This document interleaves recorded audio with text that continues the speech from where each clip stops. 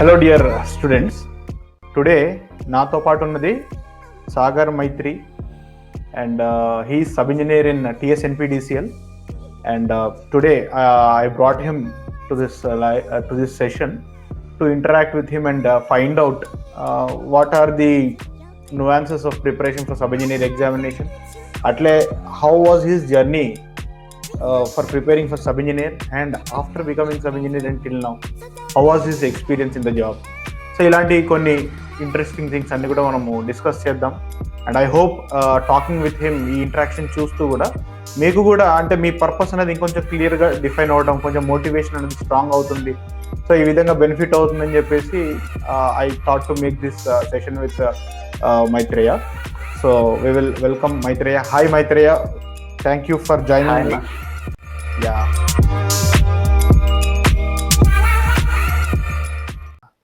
So ఇప్పుడు presently where are you posted as sub engineer? So presently I am posted in Adilabad. Okay. This is my first posting. అవును. So 2018 batch sub engineer he is. So approximately nearly ఇంకా 3 years దగ్గరకు వస్తున్నాయి. He is working there in Adilabad, right?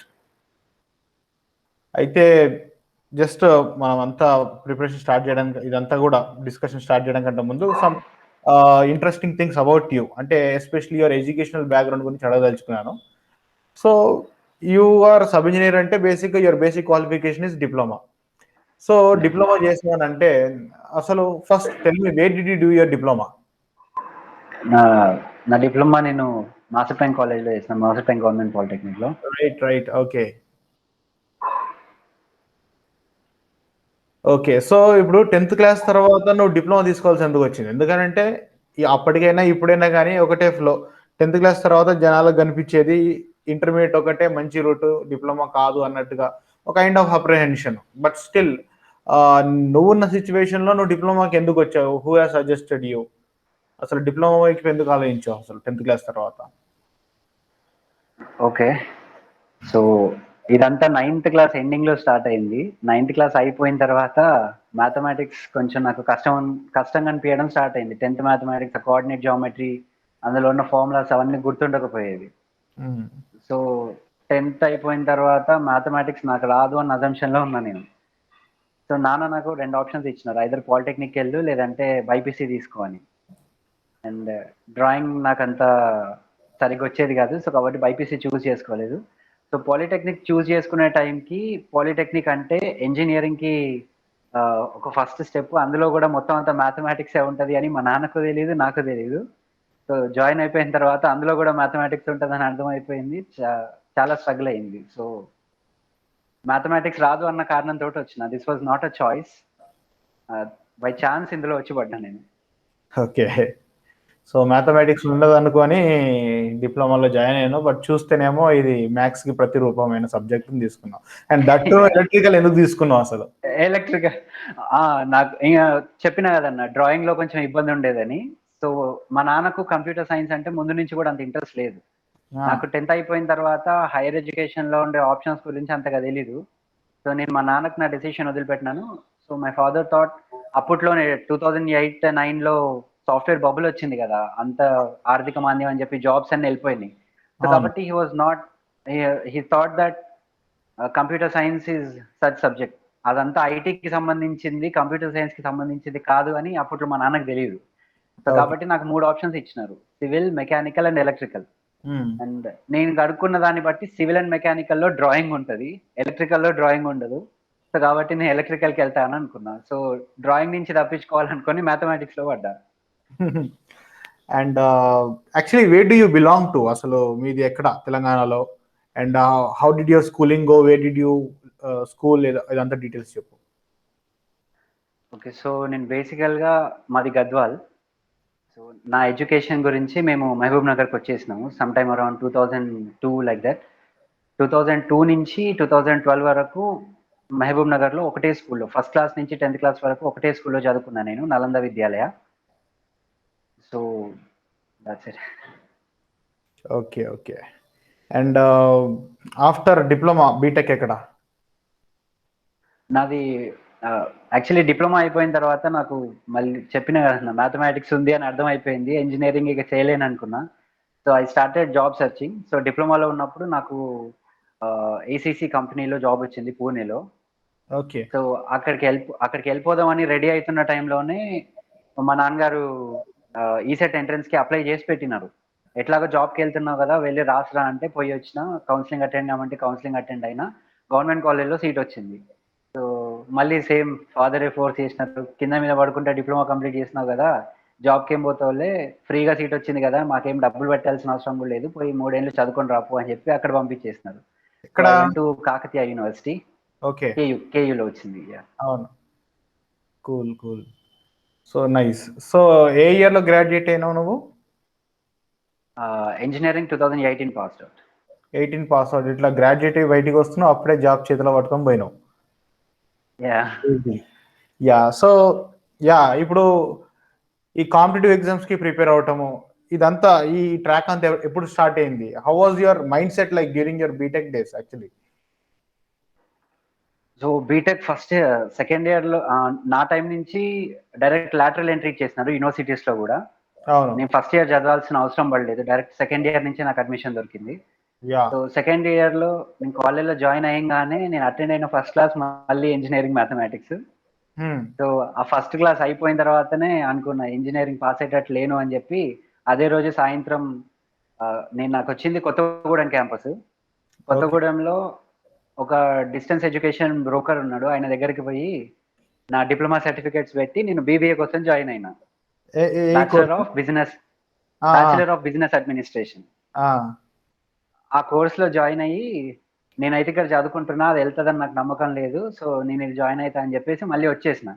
వచ్చిన తర్వాత engineering ఎట్లయినా free seat కదా, ఇది నడుస్తూ ఉంటుంది, బీబీఏ చదువుకుందాం, అట్లాగే డిప్లొమా బేస్ జాబ్లో ప్రిపేర్ అవుదాం అని చెప్పి అప్పుడే స్టార్ట్ అయింది.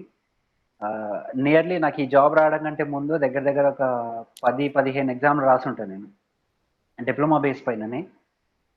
సో ఇక ఇంజనీరింగ్ నడుస్తున్నప్పుడు ప్రతి సెమిస్టర్కి 6 సబ్జెక్టులు ఉంటే 3 పాస్ అయ్యేది, 3 బ్యాక్లాగులు ఉండేది ప్రతి సెమిస్టర్లో అంతే. సో ఇంకా ఫైనల్ ఇయర్కి వచ్చేప్పటికి మస్తు చాలా బ్యాక్లాగ్స్ పడిపోయినాయి. అండ్ ఆ టైంలో మా ప్రొఫెసర్ ఉన్నారు ఒక మేడం, సుమాంజలి మేడం అని, Sumalatha madam sorry. So Sumalatha madam important questions ఇచ్చి దగ్గర కూర్చోబెట్టుకొని చదివించినవారు. సో మొత్తం అన్ని బ్యాక్లాగ్స్ అన్ని ఫైనల్ ఇయర్ లోనే క్లియర్ అయినాయి నాయి. బ్యాక్లాగ్ ఎగ్జామ్ కి చదువుకోవడం నాకు సబ్ ఇంజనీర్ రిక్రూట్మెంట్ టెస్ట్ కి హెల్ప్ అయింది బాగా.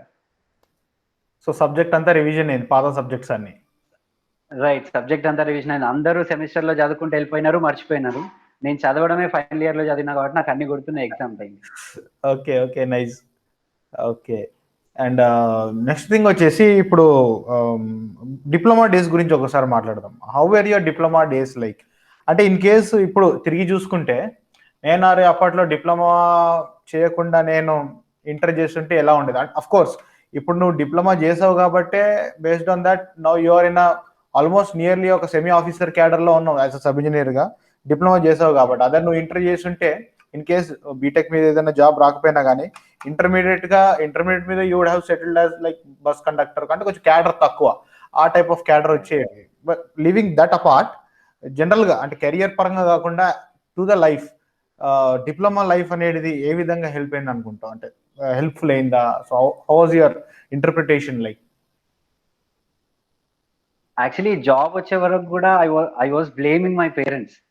నేను 10th అయిపోయిన తర్వాత నాకు ఇది రాదు అని చెప్పిన తర్వాత కూడా నన్ను మొత్తం మ్యాథమెటిక్స్ ఉన్న సబ్జెక్ట్ లోనే పడేసినారు అని చెప్పి I use to blame them direct గా వాళ్ళతోటే అనేది. సో కాకపోతే ఇప్పుడు now that I'm in this position, I'm happy about that decision. అంటే వాళ్ళు చేసింది అల్టిమేట్ గా నాకు హెల్ప్ అయింది కదా. కాకపోతే ఏంటి అంటే నేను ప్రతి ఒక్క స్టేజ్ లో కూడా డ్రాప్ అవుట్ అవుతా, గివప్ చేస్తా అని చెప్పి మొత్తం బ్యాగ్లన్నీ సర్దుకొని ఇంటికి వచ్చేస్తుంది. నేను ఇంటికి వచ్చిన ప్రతిసారి మా నాన్న కూర్చోబెట్టి, సరేరా బాబు నువ్వు వదిలేసి వచ్చినావు, ఒక 2 నెలలు ఇంట్లో ఉండు అని చెప్పేది. ఆ 2 months ఇంట్లో ఉండేపాటికి మా నాన్న చేసిన బ్రెయిన్ వాష్ తోటి మళ్ళీ కాలేజ్కి వెళ్ళిపోయేది. సో ఎడ్యుకేషన్ పరంగా అయితే I think that was the best choice my father had made. Because inherent గా డిప్లొమా అన్నది నా ఐడియా కాదు. So because of him now I'm here. అట్లా కాదు. యాక్చువల్లీ నేను అడిగేటిది ఏంటంటే, కెరియర్‌కి నీకు బెస్ట్ చాయిస్ ఏంది? అపార్ట్ ఫ్రమ్ కెరియర్, డిప్లొమా కాకుండా ఇంటర్ చేసుంటే నీ లైఫ్‌లో గాని, నీ యాటిట్యూడ్‌లో గాని ఇంకేదన్నా బెటర్‌గా ఉండేదా? నేను కెరియర్ గురించి మాట్లాడట్లేదు. Apart from career. Okay. Yeah! Apart from career, how do you evaluate your diploma life or diploma journey? I I have never actually given a particular thought about it. So అట్లా ఎప్పుడు ఆలోచించలేదు కాబట్టి I cannot answer that. అంటే life style వేరేలాగా ఉంటది అన్న thought లేదు. I was blank. Right. Blank all through. Okay. Okay. Okay. So, at the same time ECET నువ్వేదో జాబ్‌కెళ్తా అని జెప్పేసి సడెన్‌గా ఈసెట్ రాయడం జరిగింది. సో, ఈసెట్‌కి ఎట్లా ప్రిపేర్ అయినావు? ఆ మొమెంట్‌లో how was your ECET preparation like? Did you go for any coaching or సొంతంగా ప్రిపేర్ అయినావా? ఎట్లా ఏం జరిగిందప్పుడు? కోచింగ్ తీసుకున్నాను. సాయి మేధాలో జాయిన్ అయినా. సో పర్టికులర్ గా క్లాస్ అయిపోయిన తర్వాత మళ్ళీ ప్రాక్టీస్ చేయడం అట్లాంటిది ఏం లేదు కానీ క్లాస్ లో మటుకు బుద్ధిగా కూర్చునేటోడు. ఓకే. అది విన్నదే మళ్ళీ ఎగ్జామ్ లో రిపీట్ అయింది. సో, స్పెసిఫిక్‌గా ఏమి స్ట్రాటజీ ఏమి ఏసుకోలేదా అప్పుడు ఈసెట్ ఎగ్జామ్‌కి? లేదు లేదు లేదు, జాబ్కి వెళ్ళిపోతున్నా అనుకున్నా కాబట్టి జస్ట్ క్లాస్ లో కూర్చుందాం, డబ్బులు కట్టినాం కాబట్టి ఇందాం వెళ్ళిపోదాం అనుకునేటోడిని. ఓకే. ఓకే. సరే. అండ్ దెన్ మళ్ళీ ఈ సబ్ ఇంజినీర్ ప్రిపరేషన్ గురించి చెప్పు. సో, యెస్, ఆ టైంలో నువ్వు బ్యాక్‌లాగ్ ఎగ్జామ్స్‌కి అది ప్రిపేర్ అయితున్నావు. సబ్జెక్ట్ రివిజన్ అయింది. మరి ఈ ఎగ్జామ్‌కి నువ్వు ఎట్లా రెడీ అయినావు మళ్ళీ? సేమ్ బీటెక్ లో చెప్పినా కదన్న, డ్రాప్ అవుట్ అయిదాం అనుకొని బ్యాగ్లు అనేది సర్దుకొని ఇంటికి వెళ్ళిపోయినా. నాన్న తీసుకెళ్ళి మళ్ళీ కోచింగ్ లో జాయిన్ చేసినారు. సరే జాబ్స్ కైనా ప్రిపేర్ గా అని చెప్పి జాయిన్ చేసినారు. సో అక్కడ నేను దగ్గర దగ్గర 2 మంత్స్ ఉన్నా. కాలేజ్ వదిలిపెట్టేసి 2 మంత్స్ ఉన్నా అక్కడే. ఇన్‌స్టిట్యూట్ లోనే ఉన్నా. ఓకే. కోచింగ్ మధ్యలోకి వచ్చేటప్పటికి సి నారాయణ రెడ్డి గారు చనిపోయినప్పుడు నేను అక్కడే ఉన్నా. హైదరాబాద్ లోనే ఉన్నా. ఓకే. సో నారాయణ రెడ్డి గారు చనిపోయిన తర్వాత ఒక ఫిలాసాఫికల్ ఎన్‌లైటన్‌మెంట్ వచ్చింది. ఆయన ఫ్యూనరల్‌కి వెళ్ళిన నేను. ఓకే. దా దాని తర్వాత మా చిన్నాన్న గారు చనిపోయినారు. సో ఒక ఫిలాసాఫికల్ ఎన్‌లైటన్‌మెంట్ అంతే. దానికి స్పెసిఫిక్ ఏం లేదు. అంటే ఇక లైఫ్ అంటే ఇంతే కదా! ఏముంది? ఎట్లైనా ఒకరోజు చచ్చిపోతాం. ఇంత కష్టం పడలేకపోతే ఎట్లా అన్న ఒక ఎన్‌లైటన్‌మెంట్ తోటి మళ్ళీ కాలేజ్‌కెళ్ళిపోయినా. ఓకే. యాహ్! So, yeah! కోచింగ్‌లో ప్రిపేర్ అయినావు. బట్ ఇంత కోచింగ్ చదువుకున్నా గానీ, ఒక యాస్పిరెంట్ సొంతంగా అయితే కొంత వర్కౌట్ చేయాల్సుంటది. సో, నువ్వు సొంతంగా చేసిన వర్కౌట్ ఏ విధంగా ఉండే ఎగ్జామ్‌కి? సొంతంగా అంటే డిప్లొమా డేస్ నుంచి కూడా నాకు అంతగా ఇంట్రెస్ట్ లేకపోయినా, ఎంత కష్టం అనిపించినా కూడా నోట్స్ రెగ్యులర్‌గా రాసుకునేటోడిని నేను. నోట్స్ మాత్రం పర్ఫెక్ట్‌గా తయారు చేసుకోవాలన్న ఇంటెన్షన్ ఉండే. బాధపడే టైంలో బాధపడినా కూడా చదువుకునే టైంలో నీట్‌గా ప్రిపేర్ చేసుకునేటోడిని. ఓకే. సో నాకు బీటెక్ ఫైనల్ ఇయర్‌కి వచ్చేప్పటికి నోట్స్ అన్నది మస్తు స్ట్రక్చర్డ్‌గా తయారైపోయింది. అంటే నాకు ఓకే. బ్యాక్‌లాగ్స్ ఉన్నప్పుడు 2, 2 సార్లు, 3, 3 సార్లు చదువుకునేటోడిని కదా! కొన్ని సబ్జెక్ట్‌లో నేను 3 సార్లు కూడా ఫెయిల్ అయినా. అవును. సో, అట్లాంటి సబ్జెక్ట్స్ అన్నిటికి కూడా నాకు మల్టిపుల్ రిఫైన్‌మెంట్స్ అయినాయి. నోట్స్‌లన్నిట్లో కూడా నాకు నార్మల్ సబ్జెక్ట్ ఫ్లో గాకుండా ఒక షార్ట్ కట్స్ అన్నవి డెవలప్ అయిపోయినాయి. అవును. ఎగ్జామ్ టైమ్‌కొచ్చేప్పటికి మొత్తం స్టోరీ మొత్తం కూడా నాకు ఒక డయాగ్రామ్‌లో గుర్తొచ్చేసేది. ఎంత పెద్ద క్వెషన్ వచ్చినా కూడా ఆ డయాగ్రామ్‌లో ఈ ఆన్సర్ ఎక్కడ వెతికితే దొరుకుతది అన్న ఒక వెబ్ క్రియేట్ అయిపోయింది. ఓకే. అండ్ ఇంకొకటి, నేను సెమిస్టర్ ఎగ్జామ్స్‌కి ప్రిపేర్ అయ్యేటప్పుడు కూడా ప్రాబ్లమ్స్ ప్రాక్టీస్ చేసే అలవాటు లేకుండే. అప్పటి నుంచి కూడా లేదు. సో, బేసికల్‌గా ఎక్కువ నంబర్ ఆఫ్ టెక్స్ట్ బుక్స్‌ని రెఫర్ చేస్తుండే. ప్రాక్టీస్ చేయకుండా ఎక్కువ చదువుతుండే నేను. రీడ్ చేయడం ఎక్కువ అలవాటయిపోయింది. ప్రాక్టీస్ చేయడం అంత ఆహ్, బాగా అనిపియకపోతుండే. Okay. Right. So, next thing వచ్చేసి అంటే what do you think helped for this preparation? ఓవరాల్‌గా అంటే ఈ ప్రిపరేషన్ ఫైనల్‌గా నువ్వు సెలెక్ట్ అవ్వడానికి నీకు హెల్ప్ అయినటువంటి విషయాలు ఏమని అనుకుంటున్నావు? ఆహ్, ఫస్ట్ థింగ్ ఆ 2 మంత్స్‌లో నేనేదైతే కోచింగ్‌కెళ్ళినానో సబ్ ఇంజినియర్ కోచింగ్‌కి, అక్కడ ఫ్యాకల్టీ మెంబర్స్ పర్టిక్యులర్‌లీ ఒక ఇద్దరు ఫ్యాకల్టీ. రాజశేఖర్ సార్ అని ఉండేవాళ్ళు. ఆయన చెప్పే విధానంతోటి ఎట్లా చదవాలి అన్నది ఒక ఐడియా క్రియేట్ అయింది. ఆయన ఎక్స్‌ప్లెయిన్ చేసేదాన్ని బట్టి బుక్ తీసుకున్నప్పుడు దాన్ని ఎట్లా చదవాలి అన్నది అర్థమైంది. ఇంకొక సార్ ఉన్నారు, పార్థసారథి సార్ అని. ఆయన క్లాసెస్ విన్న తర్వాత అసలు అప్రోచ్ ఎట్లుండాలి, అంటే కాంపిటేటివ్ ఎగ్జామ్లో ఒక క్వశ్చన్ ఇచ్చినాడు అని అంటే ఆ క్వశ్చన్కి ఆన్సర్ చేసే అప్రోచ్ ఎట్లుండాలి అన్నది అర్థమైంది.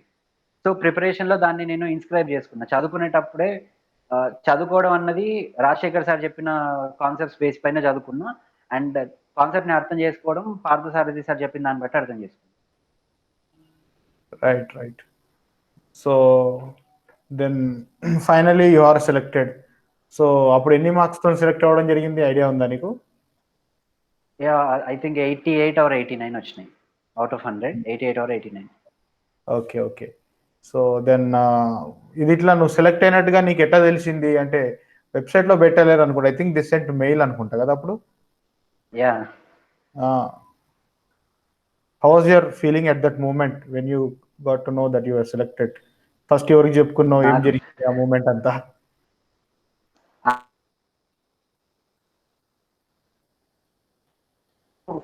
కంటిన్యూస్ గా 4 సార్లు ఫోన్ వచ్చింది. అరే ఎవరో ఫోన్ చేస్తున్నారని మా అమ్మ నాన్న లేపితే ఫోన్ లేపంగానే అప్పుడు చెప్పారు, సార్ మీరు సెలెక్ట్ అయ్యారు. అంటే నా ఈ ఎన్పిడిసిఎల్ లో సబ్ ఇంజనీర్ కి కాల్ దగ్గర 3 to 4 స్టేజెస్ లో పోయినాయి. ఫస్ట్ స్టేజ్ లో కొంతమందికి, సెకండ్ స్టేజ్ లో కొంతమందికి అన్నట్టు పోయినాయి. నాకు ఈ 3-4 స్టేజ్లలో ఎప్పుడు కూడా నాకు ఫోన్ రాలేదు, మెయిల్ రాలేదు. కాబట్టి ఇక నాకు రాదేమో, నేను నాన్ లోకల్ కదా అనుకున్నాను నేను. అంటే అదే టైంలో మళ్ళీ ఒకటి కోర్ట్ జడ్జిమెంట్ వచ్చింది. ఎన్పిడిసిఎల్ రిక్రూట్మెంట్ ఇచ్చినప్పుడు రిజర్వేషన్ అన్నది 80-20 ఉంది. లోకల్ వాళ్ళకు 80, నాన్ లోకల్ వాళ్ళకు 20 ఉంది. సో ఆ బేసిస్ పైన చూస్తే నాకు జాబ్ వస్తుందని అనుకున్నా. కాకపోతే అదే టైంకి తెలంగాణ గవర్నమెంట్ మళ్ళీ అమెండ్మెంట్ చేసింది, లోకల్ వాళ్ళకు 95 ఇస్తాము, నాన్ లోకల్ వాళ్ళకు 5% ఇస్తాము అని. అవును. సో ఇట్లా రిజర్వేషన్ పర్సెంటేజ్ మారింది కాబట్టి నాకు రాదులే, ఇంకా నేను నాన్ లోకల్ కదా అనుకున్నా. కానీ మళ్ళీ కోర్టు నుంచి ఏమొచ్చింది అంటే, మీరు నోటిఫికేషన్ రిలీజ్ చేసే టైంకి 20% రిజర్వేషన్ ని బెంచ్ మార్క్ లాగా తీసుకున్నారు కదా, సో కాబట్టి అదే బేసిస్ పైన రిక్రూట్మెంట్ చేయండి అని అన్నారు. సో కాబట్టి నాకు 2018 క్రిస్మస్ కంటే జస్ట్ ఒక 2-3 డేస్ ముందే కాల్ వచ్చింది. అప్పటికి నా సర్టిఫికేట్స్ అవి కూడా నేను దగ్గర పెట్టుకోలేదు. నాకు రాదులే అని చెప్పి నేను హైదరాబాద్ లో పోయి ఒక జాబ్ లో జాయిన్ అయిపోయాను, ఒక చిన్న జాబ్ లో. ఓకే. మళ్ళీ ఆ జాబ్ కూడా అరే బాబు ఈ ప్రైవేట్ జాబ్ చేయలేము అని చెప్పి, అంటే పొద్దున 7 o'clock వెళ్తే నైట్ 9కి వచ్చేటోని రూమ్ కి. ఇక ఇదే లైఫ్ అయిపోతుంది ఇక్కడ, ఏం గ్రోత్ లేదని చెప్పి మళ్ళీ జాబ్ మధ్యలోనే వదిలేసి, రేపు జీతం వస్తుంది అని అంటే ఈ రోజే నాకు జీతం వద్ద ఏమవుతుందని చెప్పి జాబ్ వదిలేసి వచ్చిన నేను. ఓకే. అదే వచ్చి పడుకున్నా, కాల్ వచ్చింది. నైస్. సో దీంట్లో ఇంకొక ట్విస్ట్ ఏంటిదనంటే, యాక్చువల్లీ మైత్రి మైత్రికి వచ్చింది సెకండ్ కాల్ అనుకుంటా కదా నీకు, సెకండ్ థర్డ్ కాల్ వచ్చి ఉంటుంది. రైట్. యాక్చువల్ గా ఇప్పుడు ఈయనకు వచ్చినటువంటి ఆ పోస్టింగ్ ఏదైతే ఉందో, sub engineer posting first list లో అది వచ్చింది నాకు అనమాట. బట్ నేను అటెండ్ అవ్వలేదు, నేను డిక్లైన్ చేయడం వల్ల. అది తర్వాత సెకండ్ కౌన్సిలింగ్ లో దెన్ హీ గాట్ దట్, అంటే marks, he got high marks basic గా. అందుకనే నాన్ లోకల్ కోటాలో వచ్చాడు, ఓపెన్ కోటాలో వచ్చాడు. అంటే అదర్వైజ్ లోకల్ వాళ్ళతో ఫిల్ అయిపోయి ఉండేది. ఐ గాట్ సమ్వేర్ అరౌండ్ 93-94 ఏదో వచ్చినట్టున్నాయి మార్క్స్ అప్పుడు. అండ్ నువ్వు చెప్పినట్టు నీకు అదే 89 సంథింగ్ ఉండొచ్చు, ఆ గ్యాప్ లేకుండొచ్చు ఓపెన్ కోటాలో మేబీ. సో అట్లా వచ్చేసింది. So that was the one point of connection between us actually. అదొక్కటే అన్న, దాని వల్లనే మన ఇద్దరం కలిసినాం. స్టార్టింగ్ లో నాకు రావాల్సిన కాల్స్ అన్ని నీకే వచ్చేటివి కదా. అవునవును, నీ కాల్స్ అన్ని ట్రైనింగ్ సెంటర్ నుంచి నాకు కాల్ చేసేటోళ్ళు. వాళ్ళు నేను పోస్టింగ్ ఇచ్చారు కానీ పేరు డీటెయిల్స్ అన్ని నాయే పెట్టుకున్నారు అప్పుడు. So yes, so it was nice experience. And okay, అప్పటి నుంచి ఇప్పుడు నువ్వు వర్క్ చేసేది ఒక ఆపరేషన్ సెక్షన్ లో ఉన్నావు నువ్వు. So how do you feel working in an operation section? Respect ఎలా ఉంటది? And especially being a sub engineer, how is life of a sub engineer? So మొత్తం డిస్ట్రిబ్యూషన్ సెక్టర్ మొత్తంలో కూడా సబ్ ఇంజనీర్ క్యాడర్ లో highest respect ఉండేది operation వాళ్ళకి, because we are the people who directly interact with consumers. So కన్స్యూమర్కి ఏదైనా problem వచ్చింది అని అంటే వాళ్ళ ఆఫీస్లోకి వచ్చిన తర్వాత మొదట చూసేది మనల్ని. సో కాబట్టి రెస్పెక్ట్ పరంగా. అండ్ ఇంకొకటి, నేను పోస్ట్ అయ్యింది ఆదిలాబాద్లో, అండ్ ఇక్కడ Adilabad people are really very nice. So వాళ్ళతోటి ఇంటరాక్ట్ అవుతుంటే మన మీద మనకు ఒక మంచి ఫీలింగ్ వస్తుంది. అంటే నాకు జాబ్ వచ్చినప్పుడు I was just 22 years old. So ఒక 22 సంవత్సరాల పిల్లోడిని అని అంటే అప్పుడు ఇంకా కాలేజ్ స్టూడెంట్ మైండ్ సెట్ ఉండే నాకు. అట్లాంటిది ఆఫీస్లోకి వచ్చి చైర్లో కూర్చున్న తర్వాత వాళ్ళు వచ్చి మనల్ని పలకరించే విధానానికి మన స్పిరిట్స్ బూస్టప్ అవుతాయి. Okay, I'm not in a small position, అది చిన్న పొజిషన్ కాదు, I'm in a very good position అన్న ఫీలింగ్ వస్తుంది. And coming to the nature of work, ఇది ఒక మోనోటోనస్ జాబ్ కాదు. ఇక్కడ మనకు పోర్ట్ఫోలియోస్ అన్ని చాలా డైవర్సిఫైడ్గా ఉంటాయి. ఫస్ట్ ఆఫ్ ఆల్, ఒక కన్జ్యూమర్ కి కనెక్షన్ కావడం గురించి మనం మాట్లాడుకుంటే, తనకు కనెక్షన్ రిలీజ్ చేయడం నుంచి తను ఎలక్ట్రిసిటీ సప్లై వాడుతున్నప్పుడు తనకు గ్రిడ్ కనెక్టెడ్ గా ఏవైతే ప్రాబ్లమ్స్ వస్తాయో వాటన్నింటిని మనమే రిజాల్వ్ చేయాల్సి ఉంటుంది. సో సబ్ ఇంజనీర్ గా మనది ఏంటి అని అంటే, we are the bridge between higher management and lower management and also consumer and the management. అవును. సో మనం అన్నిటికీ మీడియేటర్ లాగా ఉంటాం కాబట్టి మన ఎక్స్పోజర్ అనేది ఎక్కువ ఉంటుంది. అంటే సిస్టమ్ ఎట్లా వర్క్ చేస్తుంది, ఒక డిస్ట్రిబ్యూషన్ సెక్టర్ ఎట్లా వర్క్ చేస్తుంది అన్నది అర్థం చేసుకోవడానికి ఇనీషియల్ పొజిషన్ మనకు సెక్షన్ ఆఫీస్ లో వస్తేనే మనం నేర్చుకోవడానికి వీలుగా ఉంటుంది. యా. అండ్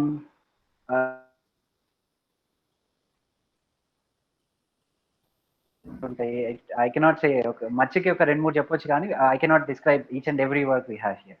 సో బ్రీఫ్ గా చెప్తే అంతే, we are the mediators. Right. So ఇంకొక ఇది అనమాట ఏంటంటే, ఇప్పుడు you are having diploma plus BTech.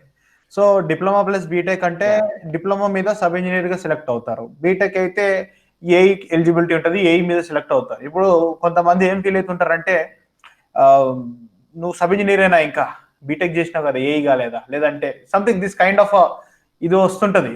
So అట్లాంటి వాటికి how do you comment on that? అది నేను పట్టించుకోనన్నా, ఎందుకంటే మన కడుపు ఎంత ఉంటుందో మనం అంతే తింటాం. నేను ఇంజనీరింగ్ పాస్ కావడానికే నాకు చాలా కష్టమైంది. అట్లాంటిది I cannot dream about becoming N AE at that stage. నేను అప్పుడున్న స్టేజ్ లో నాకు అప్పుడున్న సబ్జెక్ట్ అండర్స్టాండింగ్ కి నాకు ఏఈ రాసినా కూడా రాకపోయేది.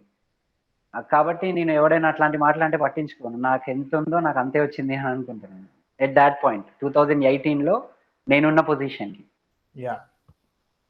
Yeah but the fact is that first thing, మన దగ్గర అన్ఎంప్లాయ్మెంట్ రేట్ అనేది చాలా ఎక్కువగా ఉన్నది. First thing, even though you are a BTech graduate, even though you are a PhD, we have seen people applying for చాలా చాలా తక్కువ cadre జాబ్స్కి అప్లై చేస్తున్నారు. అంతెందుకు, రీసెంట్లీ నేను ఇచ్చిన జేఎల్ఎం కోచింగ్లో బీటెక్ ఎంటెక్ కంప్లీట్ చేసిన స్టూడెంట్స్ నా దగ్గర ఉన్నారు, వాళ్ళు సెలెక్ట్ అయినారు కూడా. So that is the state of situation in this state కావచ్చు, మన కంట్రీ కావచ్చు. సో అలాంటప్పుడు I don't think commenting that నువ్వు BTech no you're still sub engineer అని అనేటప్పుడు ఇలాంటివన్నీ కూడా I don't think are relevant. And next thing, coming to sub engineer cadre, ఈ క్యాడర్ ఏం కూడా అంత చిన్నగా తీసిపడేసే అంత జూనియర్ అసిస్టెంట్ టైప్ క్యాడర్ కూడా కాదు. This is a semi managerial cadre, above supervisory cadre, not just supervisor. You are above supervisor, at the same time you are not an executive, just below the executive. So చాలా exposure and చాలా persons తో contact ఉండేటువంటి grade అనమాట ఇది. And it is equal to an officer cadre. And diploma చేసిన తర్వాత and getting this kind of respect, ఎంత లేదని ఇప్పుడు సెక్షన్ ఆఫీస్ తీసుకుంటే సబ్ ఇంజనీర్ కింద మినిమం 10 నుంచి 20 మంది ఉంటారు. You all are responsible to you only.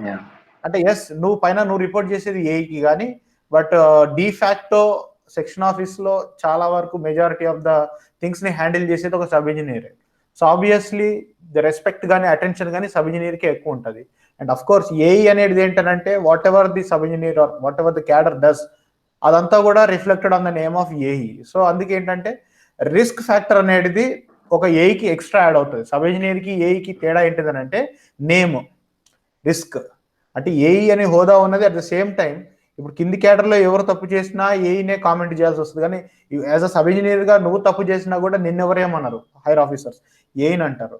So ఆ అడిషనల్ రిస్క్ ఒకటి ఉంటుంది. But apart from that, when you talk about powers and all responsibilities, అంతా ఎక్సలెంట్ గా ఉంటుంది ఈ క్యాడర్ కి. So I seen some guys who are feeling కొంచెం తక్కువ ఫీల్ అవుతున్నారు, ఆ విధంగా కామెంట్ చేయడం, ఇలాంటి వాళ్ళని కూడా మనం చూడడం జరిగింది. సో అందుకనే ఈ పాయింట్ తీసుకురావడం జరిగింది. నెక్స్ట్ థింగ్ వచ్చేసి, and yeah, and final, what is your message and what are your future goals? ఏమనుకుంటున్నావు ఈ క్యాడర్ లో, ఎలా ఎలా ఉండాలనుకుంటున్నావు? యా, టెల్ మీ.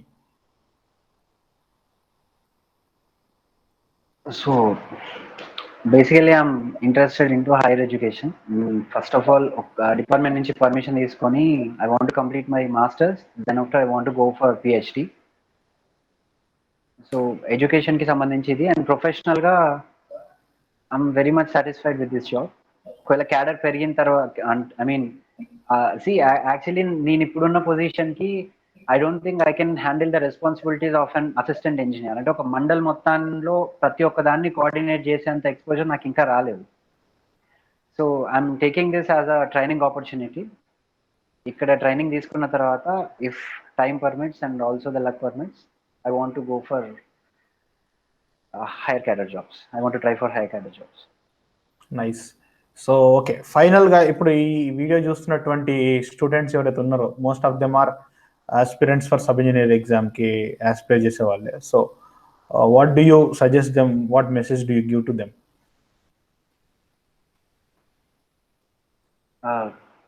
సబ్ ఇంజనీర్ కావచ్చు, ఆ మాటకు వస్తే ఏ జాబ్ అయినా కావచ్చు, consistency in preparation is very important. మనం ఫ్యాటిగ్ వస్తుంది, చదువుకోలేకపోతున్నాం, అలసట వస్తుంది అని అంటే కొంచెం రెస్ట్ తీసుకోవాలి, కానీ మొత్తానికి ఇది నా వల్ల కాదు అని చెప్పి వదిలేసిపోకూడదు. That break could be 1 week, 2 week or maybe 1 month, but తర్వాత మళ్ళీ బౌన్స్ బ్యాక్ అయ్యి మళ్ళీ చదువుకోవడం స్టార్ట్ చేయాలి. And multiple revisions are important. మళ్ళీ చదివిందే మళ్ళీ చదవాలి, ఎందుకంటే ఈ క్యాడర్ ఎగ్జామ్ అసిస్టెంట్ ఇంజనీర్ కంటే కింది క్యాడర్లో స్టేట్ కావచ్చు, సెంట్రల్ కావచ్చు, ఏ ఎగ్జామ్ అయినా కూడా న్యూమరికల్స్ దగ్గర నుంచి థియరీ క్వశ్చన్స్ వరకు అన్నీ కూడా మెమరీ బేస్ తోటి సాల్వ్ చేయగలిగినవే ఉంటాయి.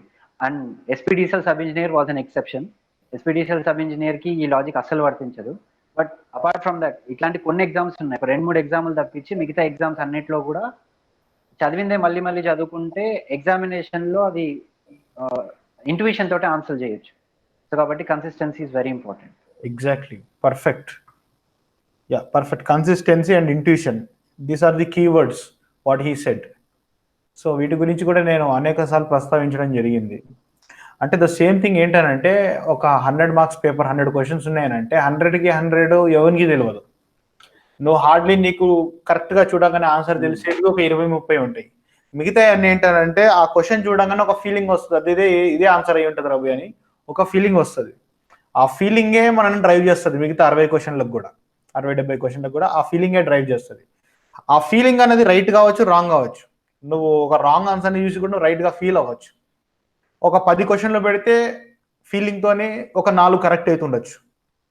అదే ఇప్పుడు మైత్రేయ్ చెప్పినట్టుగా consistency in preparation and memorize చేసుకోవడం, అంటే కాన్సెప్ట్ చదువుతుంటే వాటిని మెమరైజ్ చేసుకోవడం, మల్టిపుల్ క్వశ్చన్ సాల్వ్ చేయడం, ఇవన్నీ చేయడం వల్ల ఏమవుతుందనంటే ఆ సబ్జెక్ట్తో టచ్లో ఉండాలి. వాట్ ఎవర్ యూ డూ, నువ్వు ఏం చదువుతావో, సాల్వ్ చేస్తావో, బట్టి కొడతావో, వాట్ ఎవర్ ఇట్ మేబీ, సబ్జెక్ట్తోని డైలీ ఒక 2-3 గంటలన్నా టచ్లో ఉంటే కన్సిస్టెంట్గా, అప్పుడు ఏమవుతుందంటే ఆ ఫీలింగ్ పార్ట్ అనేది స్ట్రాంగ్ అవుతుంది. అప్పుడు ఏంటంటే అదే ఫీలింగ్తో నువ్వు ఒక 10 క్వశ్చన్లు పెడితే ఇంతకుముందు 4 రైట్ అయిన ప్లేస్లో ఒక 6-8 క్వశ్చన్లు రైట్ అవుతుంటాయి అనమాట. సో బేసిక్గా ఇది మనం డ్రైవ్ చేస్తుంటుంది అనమాట. సో ఎవరైతే టాప్ వస్తుంటారో జనరల్గా ఇలాంటి స్టేట్ లెవెల్ ఎగ్జామ్స్లో, వాళ్ళకి ఏంటంటే కన్సిస్టెన్సీ ఇన్ ఎగ్జామ్ ప్రిపరేషన్ ఉన్న వాళ్ళు మాత్రమే దీనిలో రాణించడానికి స్కోప్ ఉంటుంది. So this is one of the important take away from his preparation and his thing. And finally, yeah, thank you, Sagar, and for joining me and discussing with our viewers. And I wish you good luck and any future goals అన్నిటిని కూడా అన్నిటిని organised వేలో you will achieve and rise to higher cadres and do better service to the sector or to the public అని అనుకుంటున్నాను. Thank you so much, Anna. Pleasure was all mine. Right. Okay then. Bye. Bye.